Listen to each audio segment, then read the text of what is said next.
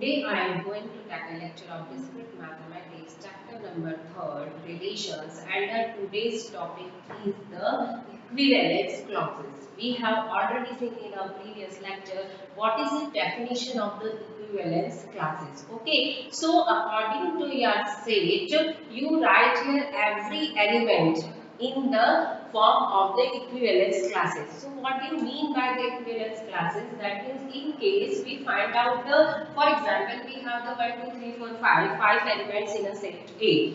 So if we find out the equivalence class of A, that means we find every element included in the set A, we write here equivalence classes according to every element. Okay, so if we write here the equivalence class of 1. So, what is the set of equivalence class of A?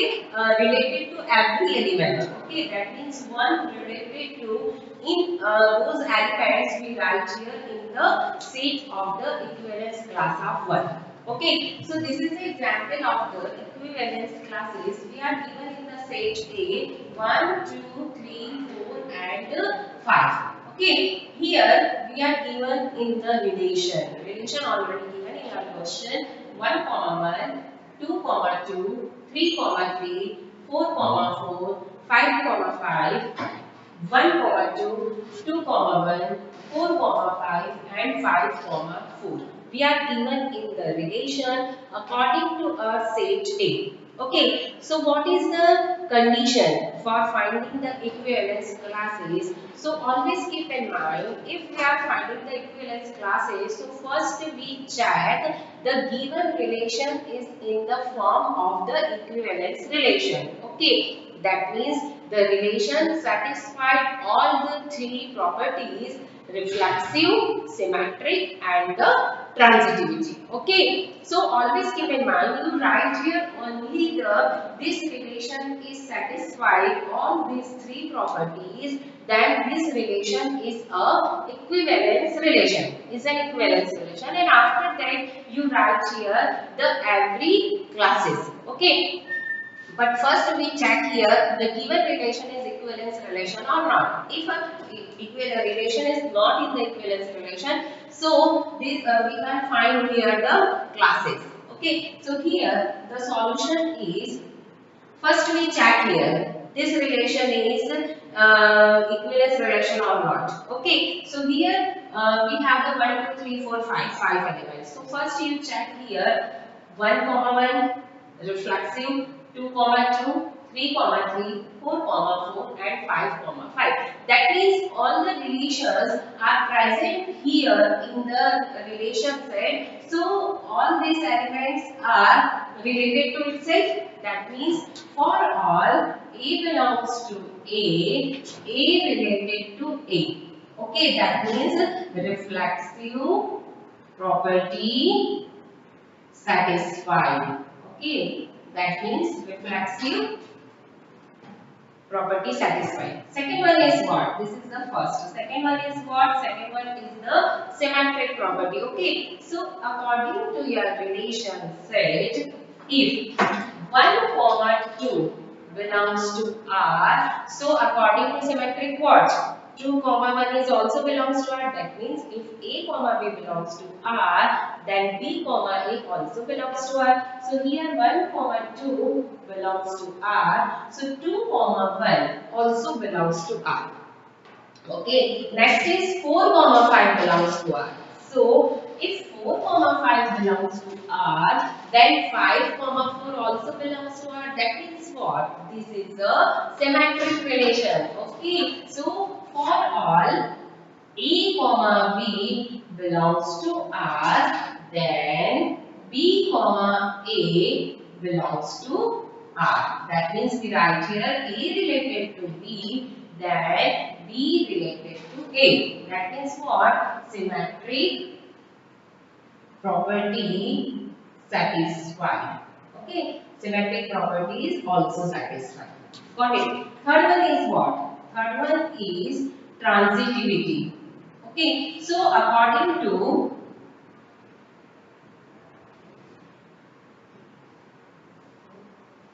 transitivity transitive property. So according to transitive property, what is the transitive property? Transitive, if A related to B and B related to C, okay, then A related to C. This is the transitive property. Okay, so check here. If 1 comma 1, so check here one bracket is starting from 1. So see here 1 comma 1 and this is 1 comma 2. Okay, so if we cancel here 1 and this 1, so remaining is what? 1 comma 2. So 1 comma 2 is present in your relation? Yes, 1 comma 2 present in our relation. Okay, next one is, for example, we check here 2 comma 2. So starting from 2, this is your bracket 2 comma 1. So if we find out here, we ignore here 2 comma 2. So remaining is what? 2 comma 1. So 2 comma 1 is present in your relation. Yes, 2 comma 1 is present in your relation. For example, we write here 3 comma 3. So you find out here starting from the 3. So here is only the one bracket 3 comma 3. Next one is the 4 comma 4. Okay, so starting from 4, we have one bracket 4 comma 5. So if we cancel out this 4 and this 4, so remaining is what? Remaining is 4 comma 5. So 4 comma 5 is present in your relation. Yes, 4 comma 5 present in your relation. Next one is 5 comma 5. So check here the one bracket starting from 5. Yes, so here 5 comma so 5. So if we ignore this 5 and if we ignore this 5, so remaining is what? 5 comma 4. So 5 comma 4 is present in your relation. Yes, 5 comma 4 present in our relation. That means what? This relation is satisfied the transitivity property. That means if A related to B and B related to C, then A related to C. That means this is the transitive property. Okay, that means transitive property satisfied. So, if any relation, the reflexive, symmetric and transitive, all these three properties are satisfied, then we can say that the given relation R is an equivalence relation. Okay, equivalence relation. Okay, after that we find out the classes. Okay, so first we find out here what? Equivalence classes. Okay,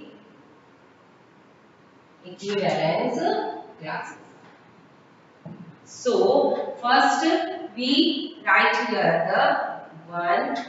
Okay, next is 2, next is 3, next is 4 and next is 5.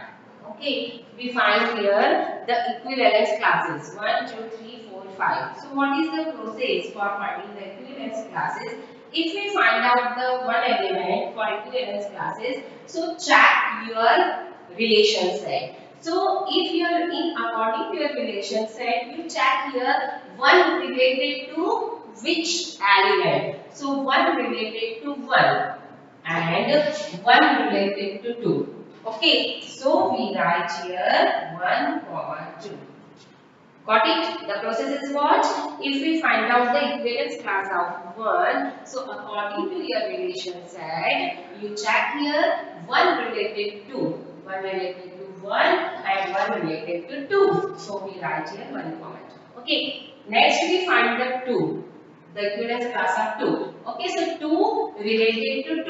So first we write here 2. And the next one is 2 related to 1. So we write here 1. So 2, 1, we write here 1 comma 2 also. Got it. Next is 3.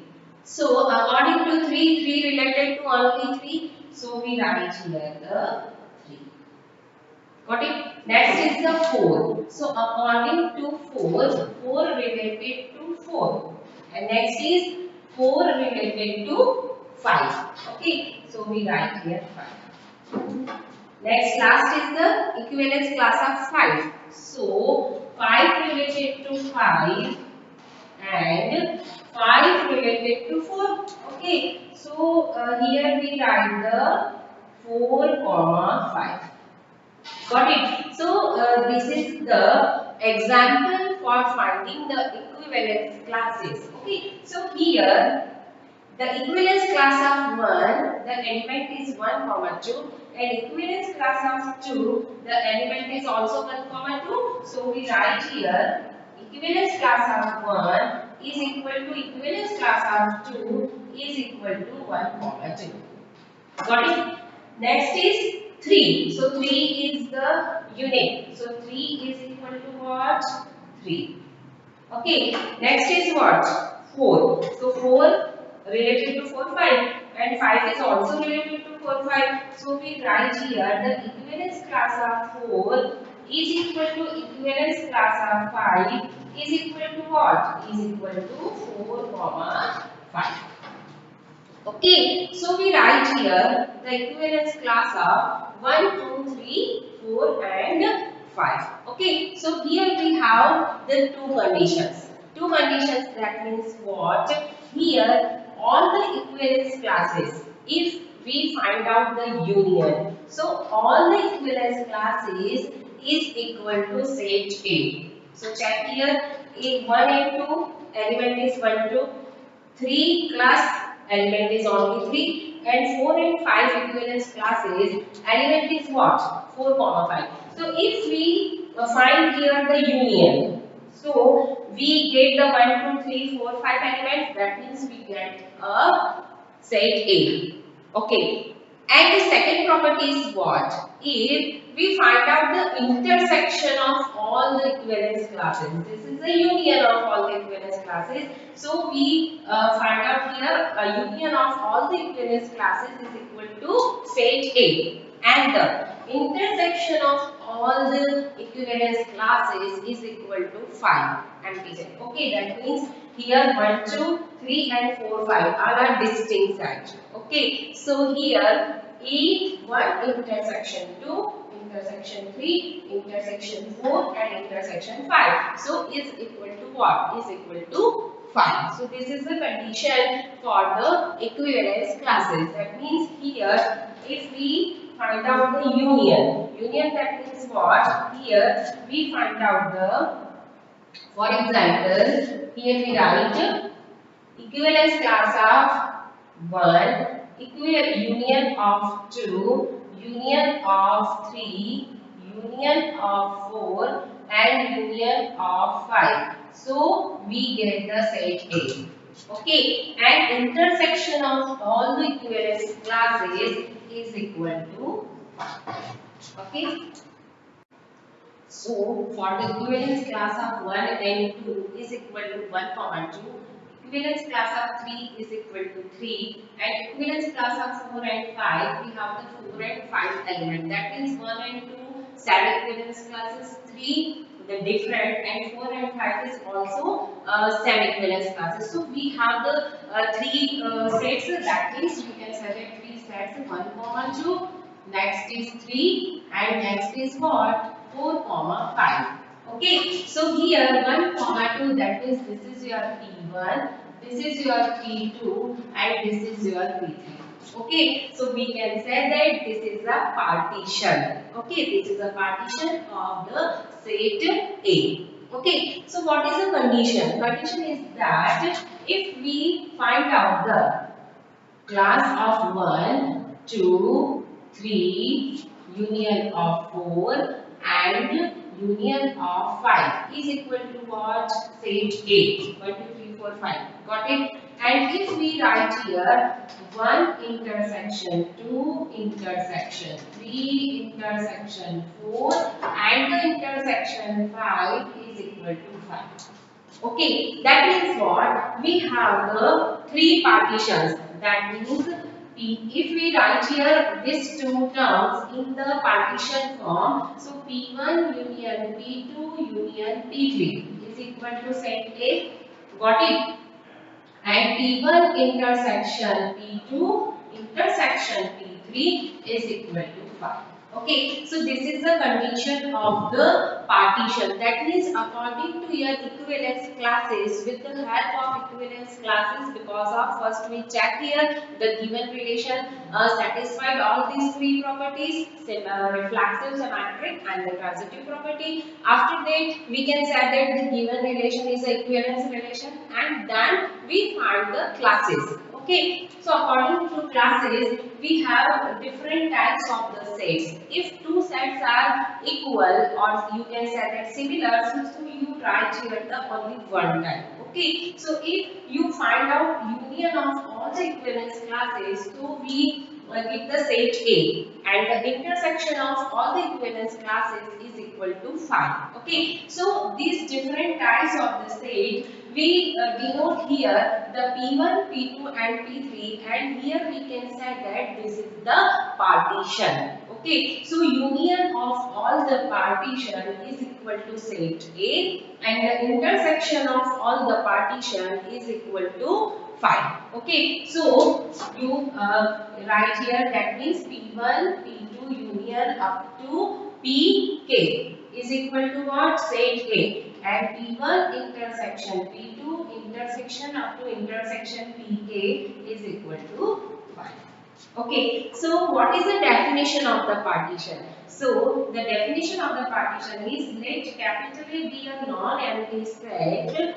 So a partition P of A, that means this is P1, P2, P3, all these three partition according to your set A. So a partition P of A is a collection of AI of non-empty subset of A.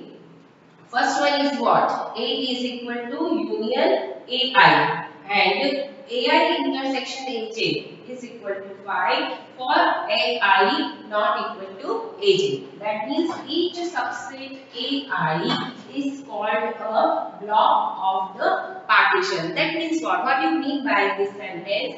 Each subset AI. That means here set A is equal to what? 1, 2, 3, 4, 5. So, for example, this is your set A1. For example, this is your A2 and this is your A3. So, A1, A2, A3 is a subset of set A. So, here we write the each subset AI is called a block of the partition. In other words, we can say that a partition of A is a collection of non-empty disjoint subset of A whose union in A. Okay, that means a partition of A. That means here, for example, P1, P2, P3 are three partition of the set A. So collection of all disjoint subsets. So why we write here the disjoint subset? Because of here 1, 2, 3, 4, 5. Three sets are disjoint. So subset of A whose union in A. And in case if we find out the union of P1, P2, P3, so we get the set A. So this is the example of the partition. That means according to this lecture, we have here the equivalence classes and the partition, and according to partition we have two condition. If the union, we find out the union, so we get a set A, and if we write here the intersection, so we get here the phi. Okay, so I will continue this topic in the next lecture. Thank you for watching this video.